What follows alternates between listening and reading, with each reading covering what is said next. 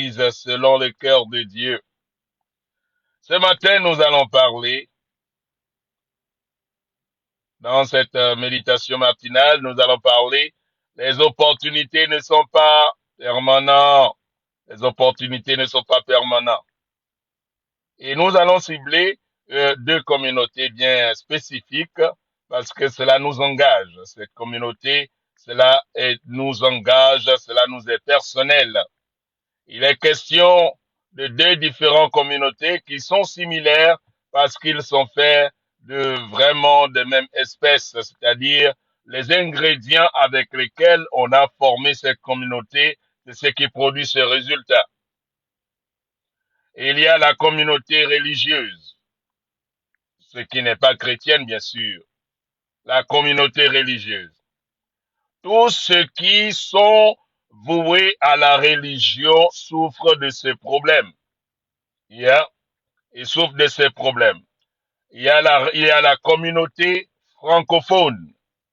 Toutes les nations de la francophonie souffrent de ce même problème de manque, c'est-à-dire nous foignons toujours les opportunités. On foigne toujours les opportunités. Je vous assure, cela nous est propre et nous manquons souvent les opportunités. La plupart des francophones croient que le bonheur est à quelque part dans un pays lointain et ce n'est pas auprès de nous et qu'on doit vraiment aller chercher ça loin, loin, loin, loin de là où on est. Et entre-temps, ceux pour lesquels le système fonctionne, ils viennent, ils trouvent l'opportunité, ils saisissent rapidement. Mais nous, on nous a fait croire, parce que nous sommes de ces territoires, ou parce que nous sommes très religieux, et nous croyons à la religion, souvent, nous croyons que le bonheur, ça vient d'un Dieu, à quelque part, s'il veut, un jour, il va me bénir. Non, ce n'est pas comme ça. Tout le monde sur la terre a eu une opportunité qui peut transformer sa vie. Tout le monde. Même celui qui est le plus misérable aujourd'hui, qu'on est en train de servir vraiment tous les assistants sociaux ou tout ce que vous pouvez imaginer qui est de la charité, la personne a eu une opportunité, un jour potentiel de changer sa vie. Je vous prends un exemple typique. Il y a un jeune homme, j'ai dit un jeune homme parce que c'est un nom, oui, c'est un monsieur qui a grandi sur un territoire. Il a vu ce que fait son père, il n'a pas sous-estimé. Il n'a pas vu que c'est rien qu'il faut qu'il aille chercher quelque chose loin de son père parce que son père est certainement infirmier. Il fait l'élevage de porcs. Et c'est monsieur, on a trouvé une opportunité. Peut-être les porcs meurent souvent et des fois ils n'arrivent pas à vendre. Il a vu que bon, pourquoi ne pas ouvrir un restaurant? Pourquoi ne pas ouvrir un restaurant? Et il a ouvert le restaurant et le restaurant a commencé à marcher. Aujourd'hui, il fait partie de l'un des entrepreneurs les plus importants de sa nation. Je vous assure, les opportunités sont partout. Et c'est sûr qu'il a été à l'école avec quelqu'un. Et cette personne, aujourd'hui, travaille pour lui. Et cette personne, certainement peut dire que parce que tu es fortuné et que ton père avait une ferme et que tu es hérité. Non, non, non. Il peut faire comme ce monsieur aussi. Et voir que tout ce que ses parents ou leur père possède, c'est rien. Et que le bonheur, c'est à quelque part aller chercher, aller ramasser. Les plus assistés aujourd'hui, dans cette génération, et dans toutes les générations d'ailleurs, après la colonisation, les plus assistés, c'est les religieux et les francophones. Je vous assure, c'est la vérité. Allez-y vérifier dans les nations anglophones. Mais même pas l'Angleterre, allez-y vérifier. Les plus assistés, ceux-là qui sont les plus assistés, c'est les francophones et les religieux. Et peut-être qu'on nous a bien endoctrinés. Peut-être que les pasteurs français ont fait du bon boulot à nous endoctriner, à être tellement que il n'y a que nous qui sommes des victimes. Il faut qu'on souffre. Et si tu ne souffres pas pour gagner quelque chose, tu ne peux pas. Tu ne dois pas la considération à la chose. Vous voyez ce qui se passe? Oui, c'est ce qui se passe. On ne doit pas la considération à la chose. Parce que nous n'avons pas souffert. Nous n'avons pas souffert. Une opportunité d'or vient frapper à ta porte. Et parce que tu ne comprends pas que c'est une opportunité qui peut changer ta vie, ça file tes doigts et ça tombe entre les mains de quelqu'un d'autre. Et la personne va commencer à prospérer devant tes yeux. Et c'est trop tard. Et c'est comme ça qu'on manque d'opportunité à opportunité, à opportunité, à opportunité. Et nous ne faisons que manquer. J'en parle aujourd'hui, c'est pour que nous brisons ce cercle de manque d'opportunité. Quand les opportunités nous viennent, nous voulons souvent voir avec nos regards, avec nos systèmes oculaires, au lieu de voir ça comme cela vient, à la manière dont la personne qui délivre cette opportunité veut que nous recevons cette opportunité. Non, on convertit ça d'abord à notre manière de voir. Allez, après on balance ça de côté. Tu peux recevoir une personne importante qui peut changer ta vie. Et comme la personne est venue directement sur toi, et c'est chez toi que la personne habite, tu dis, ah, lui là, c'est mon ami. Ah non, je peux même l'appeler, tu vas voir. Allez, tu portes, allez, tu fais quoi? Allez, monsieur. Et que tu chiffonnes la personne alors que la personne est l'opportunité que tu as attendue toute ta vie. Toute ta vie. Je suis témoin de cela. Je suis témoin. Je viens aux États-Unis, j'avais 300 et près de 400 000 dollars en liquidité. Et j'arrive chez les gens. Ces gens, ceux qui sont dans l'appartement. Je suis en train de chercher comment je peux transformer leur vie. Et j'ai demandé, on est en train de vendre une station d'essence à côté. J'ai demandé, vous pouvez demander le prix de cette station. On va acheter la station. Et comme ça, vous n'aurez plus à aller passer les longues heures pour aller travailler pour quelqu'un. On va travailler ensemble. Alors, oh, tu viens d'arriver et tu veux déjà acheter la station d'essence. Oh, mais toi, tu ne blagues pas, hein? J'ai dit, mais c'est qu'est-ce qui ne va pas à ces gens? Parce que j'habite chez vous, c'est juste vous que je connais. Ce n'est pas parce que que c'est toi que je connais que je ne peux pas avoir les moyens d'acheter ce qui peut changer ta vie. C'est comme ça, nous chiffonnons tout ce qui nous vient. On chiffonne tout. Nous chiffonnons tout. Nous voulons que tout soit à notre niveau. Tout soit à notre niveau. Et il y avait encore un autre jour. Une sœur, elle travaille, elle fait beaucoup d'heures. À peine on la voit, à peine sa fille la voit. Elle avait une fille. J'ai dit, mais qu'est-ce que tu fais là-bas? Combien tu gagnes?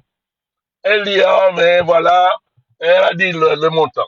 J'ai dit, mais je sais que ma femme, elle aime les trucs de coiffure, mais est-ce qu'on ne peut pas ouvrir un endroit où on vend les produits de beauté?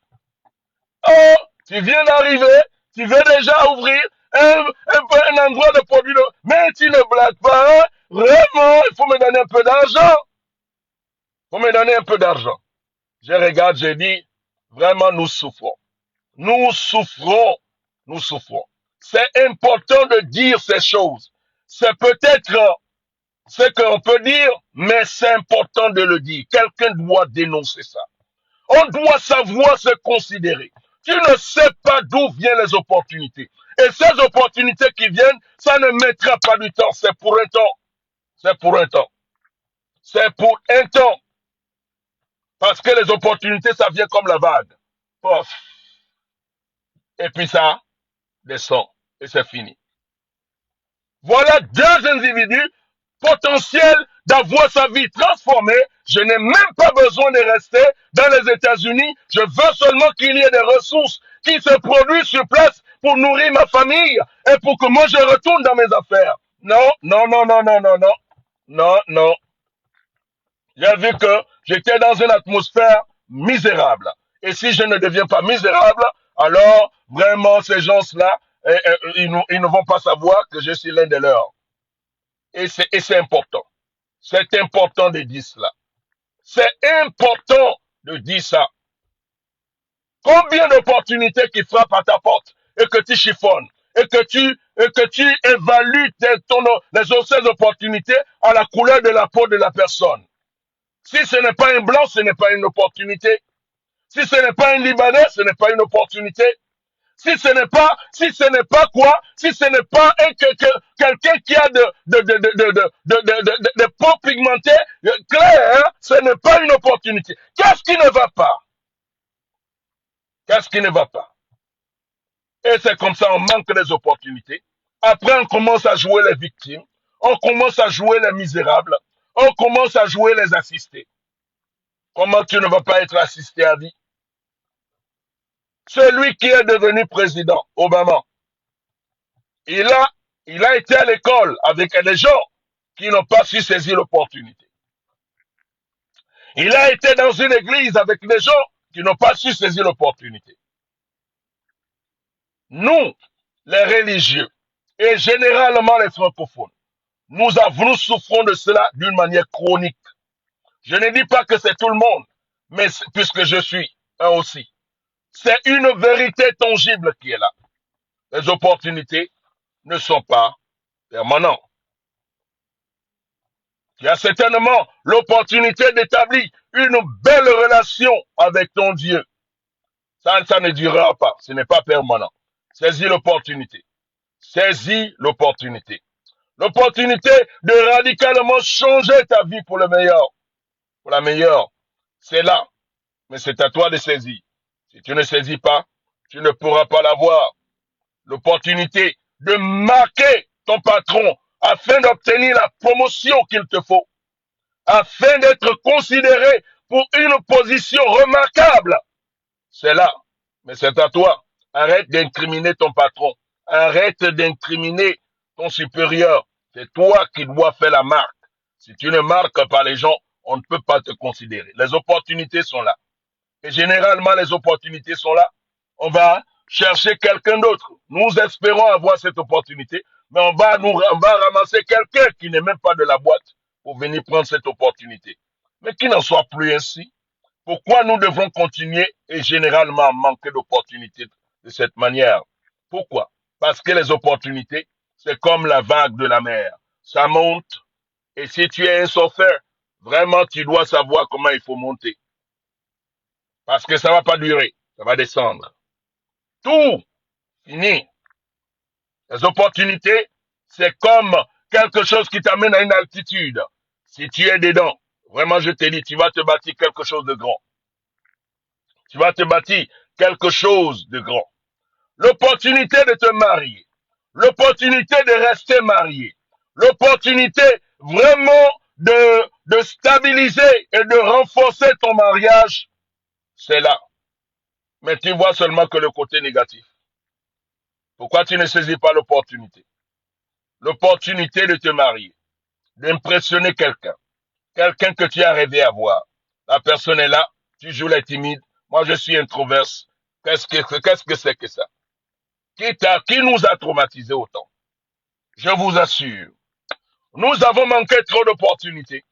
Et il est temps pour nous de nous restructurer et de sortir de cette culture désavantageuse et de commencer à fonctionner différemment.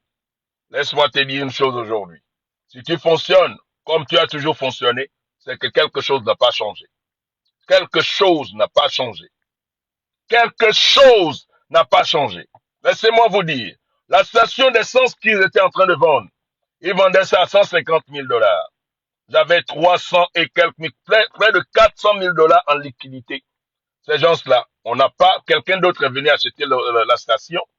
Je ne pouvais pas m'aventurer parce que je n'avais pas les papiers. Non seulement que je n'avais pas les papiers, il y a beaucoup de ramifications et qu'il fallait faire impliquer les avocats et tout ça. Et ils étaient compétents de le faire, mais ils ne l'ont pas fait. Quelle est l'opportunité qui frappe à ta porte aujourd'hui et que tu foules aux pieds? Quelle est l'opportunité qui frappe à ta porte aujourd'hui et que tu es en train de fouler aux pieds?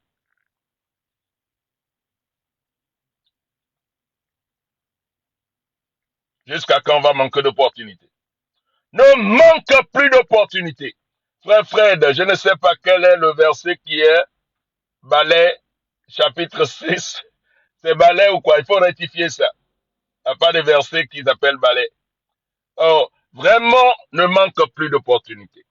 Saisis les opportunités. Dans Galates chapitre 5, le verset 16, la Bible dit rachetez les temps car les jours sont mauvais. En anglais, il dit ceci. Fais le maximum de chaque opportunité qui frappe. Le même verset, hein? C'est la version française qui a seulement dilué ça comme ça.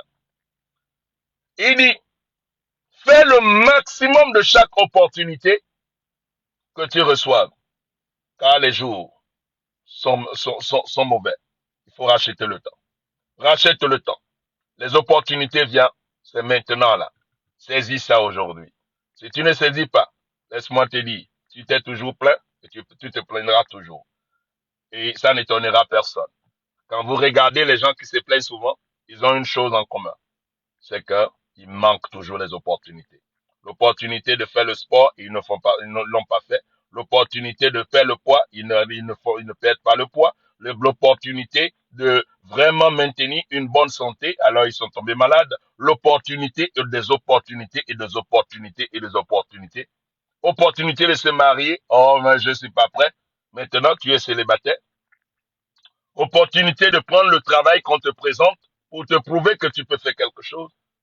Mais tu ne prends pas. Alors, tu es sans travail. Vous voyez, ne manquez plus les opportunités. Changez ce paradigme-là. Changez ce paradigme. Les opportunités ne sont pas permanentes. Ça vient, ça part, ça vient, ça part. Et quand tu manques une opportunité, le cirque souvent c'est 7 ans. Ou des fois même 10 ans. Une génération. Saisissez, ne manquez plus les opportunités. Saisissez toutes les opportunités qui viennent à votre porte. Les anglophones sont agressifs par rapport à cela. C'est pour cela qu'on dit qu'ils sont dangereux. Dès qu'ils trouvent une opportunité, pouf, ils saisissent cela. Pourquoi? Parce qu'ils ont une identité claire de ce qu'ils veulent. Mais seuls nous ne connaissons pas ce qu'on veut. Dieu va décider. Si Dieu dit qu'un jour, ce qui va être, va être. Non. Et toi alors, qu'est-ce que tu fais sur la terre? Ce n'est pas ce qui va être, va être. C'est ce que tu planifies qui va être. Et si tu ne planifies rien, je peux prédire ce qui va être. C'est prédictible la vie. La vie n'est pas un hasard. La vie n'est pas la loterie. La vie n'est pas sur la superstition. Ce qui va être, va être. Ce n'est pas la loterie. La vie, c'est la planification. Si tu planifies ta vie, elle va te produire ce que tu l'as planté, ce que tu l'as semé. Excellente journée à vous. Je vous aime beaucoup. Votre serviteur, le révérend Rogatien. Ah, des fois, il peut être vraiment comme ça. Faut le pardonner. Excellente journée. Bye bye.